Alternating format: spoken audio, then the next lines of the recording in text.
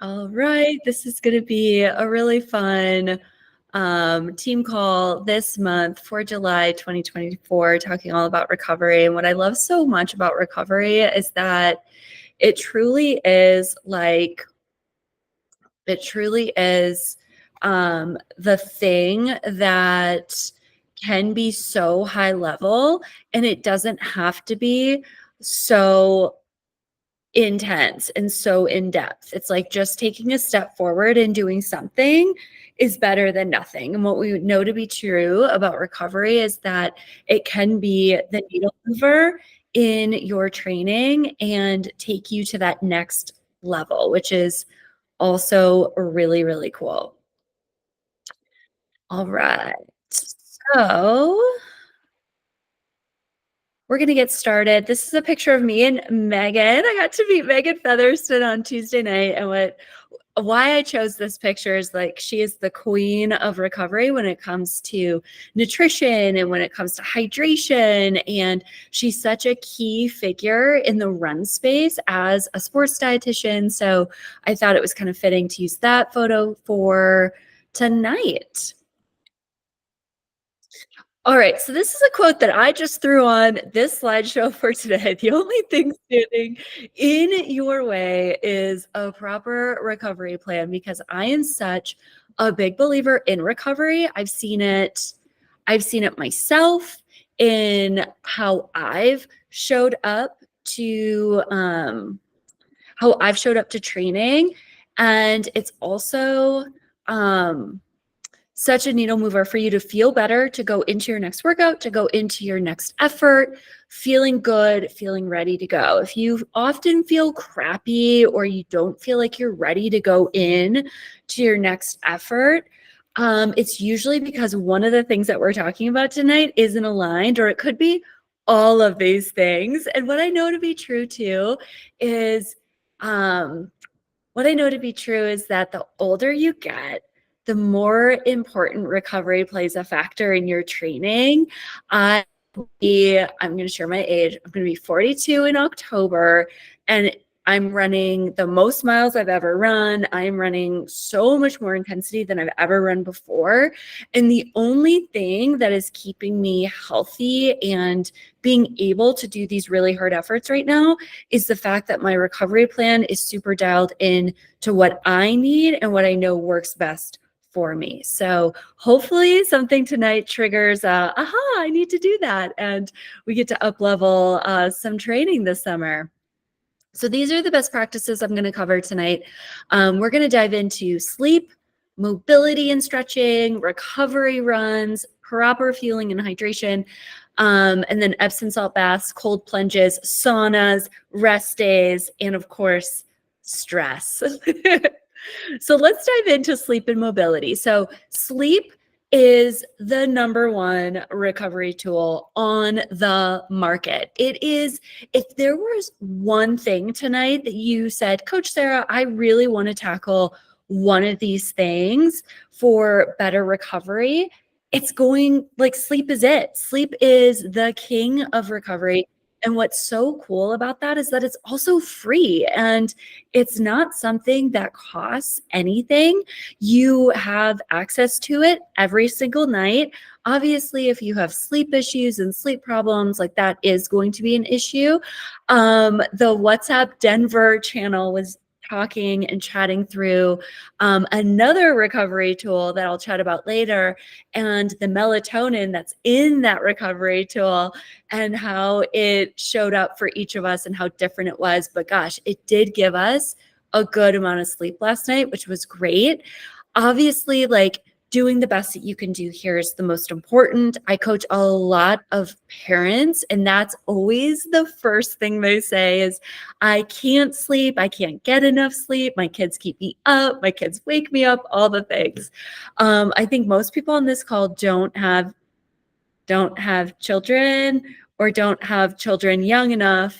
Yeah, basically, yeah, young enough for that applies. But what you want to do is just get as much as you can get in a reasonable, nightly dose. So the average amount is 8 hours. That's not going to be like what everyone gets every single night. Some people need more, some people need less. But if you are going into training and you are kind of in that, let's say you're training for a marathon or a half marathon, and you're in that peak training, sleep gets to be a high priority, even if that means, and this is my opinion as your coach, even if that means you say to me, I chose to sleep in and I can't get this run in. Like, I'd rather see the sleep than the run. And then when that starts to become a pattern and a habit, then we're going to address what's going on and how we can shift some things around to make both of them a win.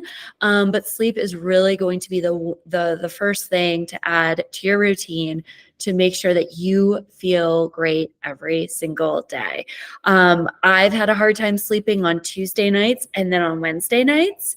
And I think it's probably the anxiety of my Wednesday, which is a very big day of my own big workout with my team. I have strength, I have coaching calls, I drive to Denver and coach. There's a lot of high energy in Denver. I get home at like 9. I still need to eat and shower and take care of Kenzie. And those 2 nights are just terrible sleep nights. And it's kind of like the worst nights for bad sleep or poor sleep. So you really want to focus, if you're not getting great sleep all like week long, to try and focus on more sleep on like the bookends of your workout days and the bookends of your long run or quality days, because those are going to be the most important days, because the effort is a lot higher and a lot greater on those days and the demands are more. Moving into mobility and stretching, this is also such a big needle mover. If you're showing up to training feeling stiff, feeling fatigued, your legs are just feeling flat, mobility is such a huge needle mover. So I love resistance band workouts. You could do 1 to 3 a week, anywhere from 5 minutes to 20 minutes. Sometimes Nell has like these ridiculous resistance band workouts and it takes me like 30 to 40 minutes to get through them. But they are so thorough and they're so good. And those are kind of like the heavy efforts that maybe you take on like a rest day. And then on your workout days or your recovery days, leaning into monster walks and clamshells and glute bridges and leg overs and hip openers, and doing that 3 by 10, maybe it takes you 7 to 10 minutes to get through it. Great. That is a huge needle mover, and it's going to make you show up feeling better the next day, which is a good thing. You can also add in the mobility and the stretching pre or post run. You can do some glute activation stretches before the run. You can do leg swings and hip openers before the run. You can do dynamic stretches before your workouts. You can do a lot of static stretching after your run. That all plays a factor in how good you feel throughout the week. There is this really cool new app that I've partnered with called Dynamic Runner, and I know some of you have purchased their membership. I think it's $8 or $9 a month, and they have mobility, they have stretching, they have strength training for runners, they have yoga, they have everything in there. So it's kind of this all-encompassing app that has every single thing you need, and it's all built on like the stage that you're at, so beginner, intermediate, advanced, and it goes through, I believe it's a 12-week cycle, and you just go through the program, and it's really great, and it builds on each week, which is awesome. And then, of course, I had to throw this in somewhere. Compression boots or compression socks are also a great recovery tool. I have like the little travel boots, and I love them because, one, I can have them on and be walking around, which kind of isn't really quite the point of recovery boots, but you know what? Sometimes you just gotta do what you gotta do. I love them too because they fit in my suitcase, so I take them with me when I race. And you can also get the full boots that go from the toes all the way up to the hip. Those are also really great. And then compression socks are really what I started with 5 years ago and really enjoyed them, and I would use them after a run. Now, it was also trendy in like the late 2010 era I'm thinking like 16, 17, 18 of wearing your compression socks while running. And I know some people still do that. I think I wore compression socks in my first marathon. I was like so afraid of how terrified my legs were going to feel. And I don't know if they necessarily helped or hurt, but I do know that they can work wonders after a race, after a hard session. I'll usually put my boots on at night after the end of the day, and that works really well. I used them before my 4K race last Thursday morning because I was in Denver late on Wednesday night. I got home at like 9 and needed to do all the things that I do on Wednesday nights, and I thought, okay, I'm just going to go to bed, get some sleep, and then I put the boots on that morning and it worked great too. So kind of play around with things and see what works best for you, like what works and what doesn't work. That's always, I think, the best. All right, so next up we have recovery runs. Now, this is a great way to recover, and you're probably thinking, what? Yes.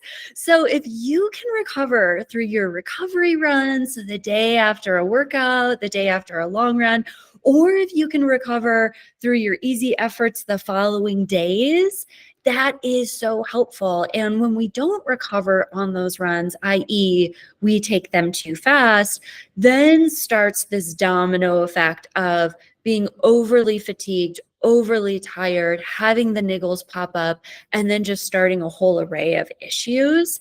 And what I know to be true about recovery runs is they're not going to feel great, especially if you've had a hard effort the day before. But if you take it slow and take it slow enough, you can recover through it and get stronger through it. So that's a really cool piece to the recovery side, the recovery runs, the easy runs, that I stress so much to each and every one of you. When I ran the Indianapolis half marathon last fall, I was in the middle of, I wasn't in the middle, I was in like the home stretch of marathon training. And I didn't have time to take a recovery week because my race was in 4 weeks after I raced, or maybe 5 weeks after I raced. So I had to recover throughout the week. And there was also like travel involved. So I used my boots, I fueled well, I did everything really on this presentation, and the recovery runs were clutch. I was taking my first 2 or 3 runs back. Mileage was still very high. I was still running like 70 miles that week. I just went slow. I shuffled, and I did not feel good until like Thursday, and the race was on Saturday. So I would just like shuffle along. And sometimes that's what you get to do when you have those really big workouts, or if you do have that tune-up race, making sure that you're doing everything that you can to recover through it to kind of get to that next point in training. Fueling and hydration is obviously like a huge factor too in how we recover. If you're not fueling enough, if you're not eating enough, if you're not hydrating enough, if you're not getting in enough electrolytes, if you're not taking in as much salt as you need, you're not going to feel good the next day. And I can feel it in my training. I know when I do a terrible job with fueling and hydration, I absolutely feel it in my energy. I feel it in my legs. And when it's dialed and it's really like I hone in on it, I really focus on it, I notice a huge difference in how I show up in training and really life. Like if I'm crabby, like if you ever get like some moody comment from me, you should just push back on me and be like, did you eat today? Did you fuel today? Because that's probably what it is. And having that balance, especially when we're training hard, we're running a lot of miles, we're working, all of your workouts are hard. I know that. It's not easy. It's like you're probably seeing other people on Strava and you're like, wow, that's not my workout. That's right. It's not your workout. And there's so much good that can be created from that volume, but making sure that we balance it with proper fueling and hydration is key. If there's one thing that you can do with fueling and hydration, and I think we talked about this last month, it's about making sure you bookend your workouts and your long runs with the food and the hydration, because if you can do that, you're going to feel better at 3 o'clock. that day, or you're going to feel better the next day in your next run. It's when we are rushing, and I am 1,000% guilty of this. We're rushing to get out the door. I'm pretty good during workouts and long runs taking gels, or we're rushing after the workout or long run, which I'm definitely guilty of. Or in the summer, you don't have the appetite. The fueling and hydration can just go down the tubes, but what you really want to do is focus as much as you can on getting in whatever you can and doing just the best that you can do. And ultimately, at the end of the day, with all of these things, that's the most important thing. Just do the best that you can do every single day. It's going to look different. Every day isn't going to be great. There's going to be days where you're like, I did not do a good job at all. I have those days with everything in life. And that's okay. That's like being human. And we hit the reset button and start over the next day. All right. So Epsom salts are one of my favorite recovery tools. And this is something I've adapted over the last like 18 months or so. I mean, I've heard of Epsom salt baths. I had taken them before, but I would say over the last 18 months was really when I like really felt the benefits of it. And maybe it's because my training was so much different over that time. But I love the Epsom salts or the magnesium salts. I'm a big fan of Coach Soak that has the magnesium flakes. It feels, my legs in my body feel like a whole new person when I'm finished with taking a salt bath. It's so great. So it reduces your inflammation. It relieves pain and swelling. It reduces the soreness in your muscles, which is huge. And what's great about this is you can do this either the night before a workout and long run, which is what I do. I do it the night before because I'm recovering after, right? Workout, long run. I'm recovering, doing all the things that I need to do, mobility, run easy, try and eat well, all this stuff. And then when you're 12 hours out from your next hard effort, the Epsom salts really take away any lingering fatigue. And I love that. And for me, this has actually worked better than doing it after a run. But if you're showing up, let's say it's after a workout, after a long run, and you are like trashed, which hopefully no one's like trashed after workouts or long runs. You're just feeling like that was a hard effort. I'm kind of sore. That should be like what we're going for. The Epsom salts are great to kind of take away all that. So it's one of my favorite tools in the recovery toolbox kit. And you only need 20 minutes. You can do it, before or after a workout. You can be on your phone. You can take time for yourself. You can light a candle, listen to music. Sometimes I work. Sometimes it's like I just need to tune everything out for 20 minutes. So it's a really cool way to kind of build in self-care too. Cold plunge and sauna. This is like the new trending area of recovery. So cold plunge is immersing your body in a cold bucket of water, or if you live in Colorado, like we just jump in the creeks like around town. Boulder Creek in Boulder is a big one. But you only want to do it for 1 to 5 minutes max. Like I've heard from a lot of doctors, like 3 minutes is kind of that optimal zone that you want to be in. And it's very similar to the Epsom salts where it improves your it improves your immunity, but it also reduces the inflammation. It improves your sleep quality, which is also going back to like the #1 recovery tool. You could do it 2 to 3 times a week. I know Melissa, who's on the call, she does it quite often, maybe twice a week.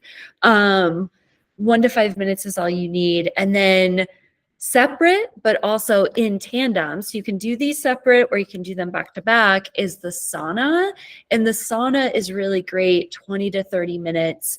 It's going to get uncomfortable. It's going to get hot, but it also has all the same benefits that the cold plunge has.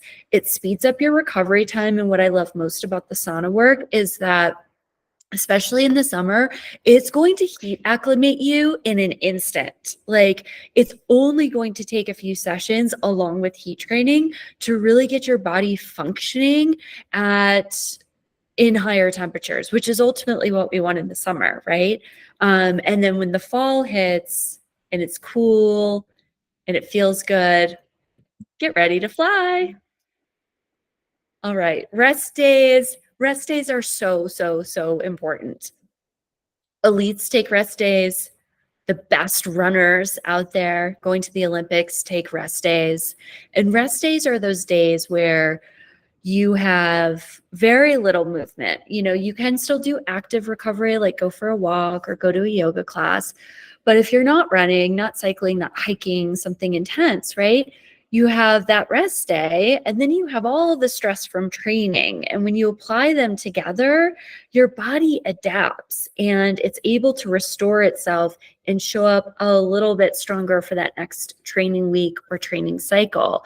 And very, very similar to when we have like a training cycle, you'll see recovery weeks, and those are built in to help your body really adapt to the training, rest, recover, let your mind rest and recover, because I know that's a huge piece to it too.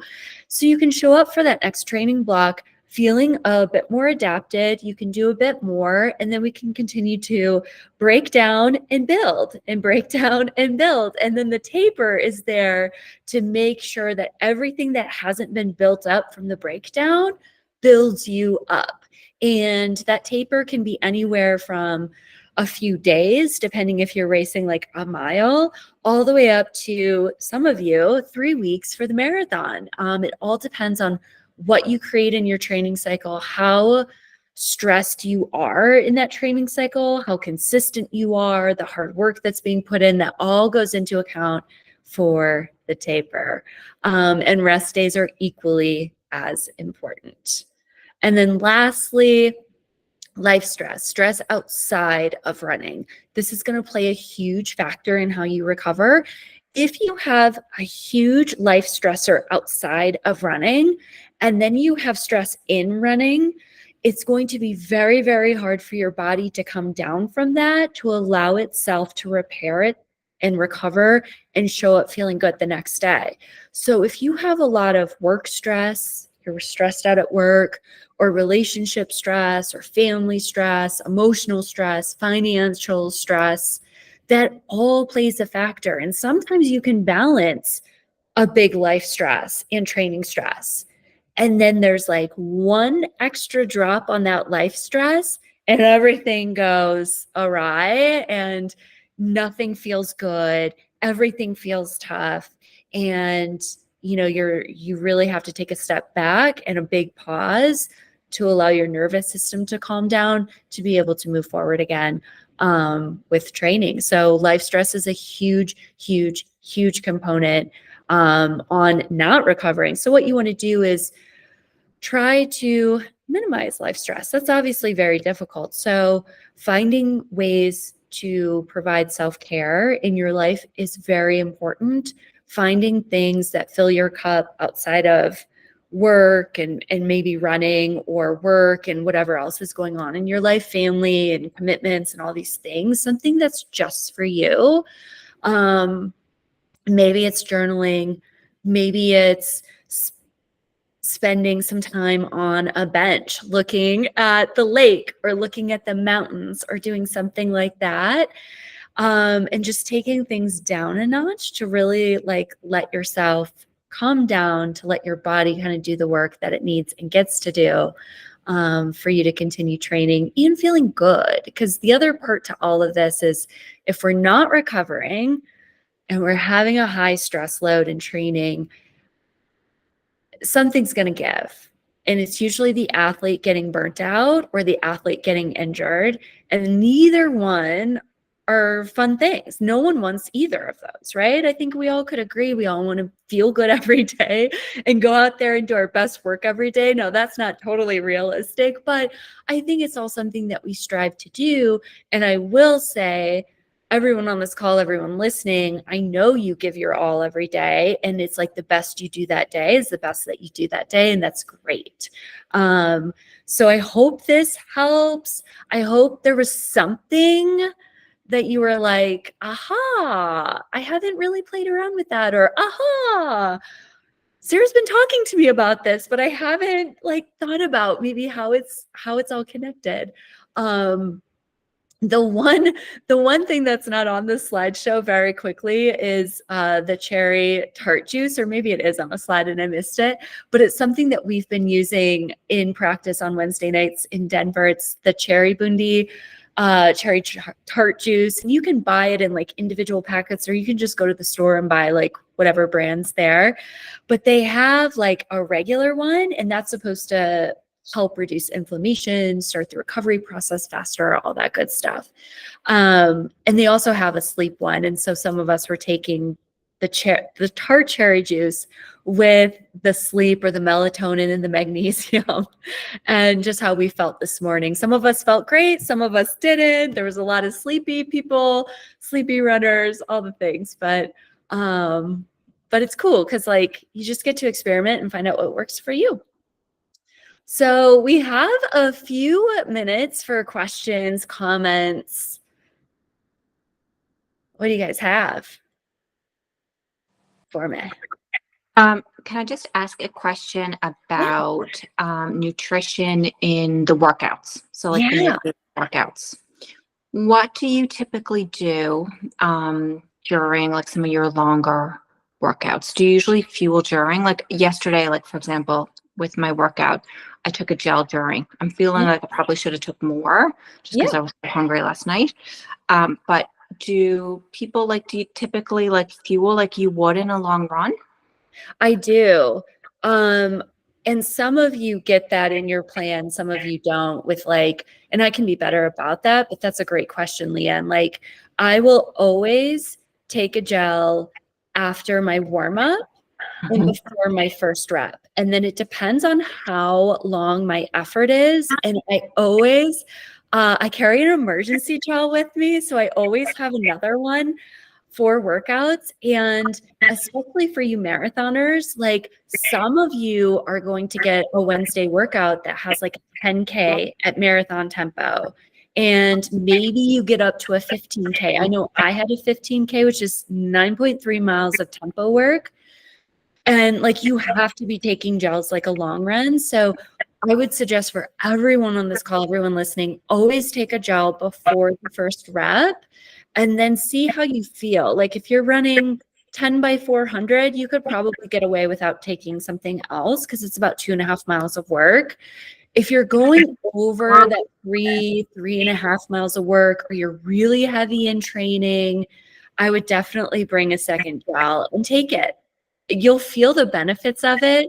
I had this little tune-up workout a week and a half ago, and I brought an SIS gel that has like 40 something grams of carbohydrates. And I was literally running 4 by 600 meters. So it didn't even like really need a gel, but I'm like, oh, let's gel this out and just see how I feel. So I would definitely recommend doing it. And then once you get in the habit of it, you almost like need your gel. Like I need my gels on Wednesday morning. I'm like, gel, shoes, go. And then I also put scratch in my water, and that can be considered like another gel too if you're drinking all your water. Perfect. Thank you. Yeah, you're welcome. And gels on long runs every 3 to 4 miles, kind of depending if you have quality, if you have marathon, half marathon pace, 10K effort, 3 to 4 miles is great. Playing around with different types of gels. I'm starting to get into trying different gels now. So SAS is great. It's it tastes pretty sugary. Like I didn't love the taste on first sight. But it's growing on me because I've had a second one and it works. I feel really, really good with that gel. So I'll deal with the taste if it makes me run faster.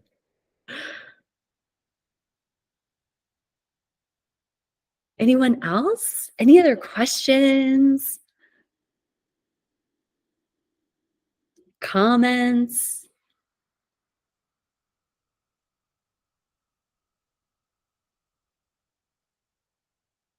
No. Okay. You guys went easy on me this month. I think last month I was like, what? I don't know.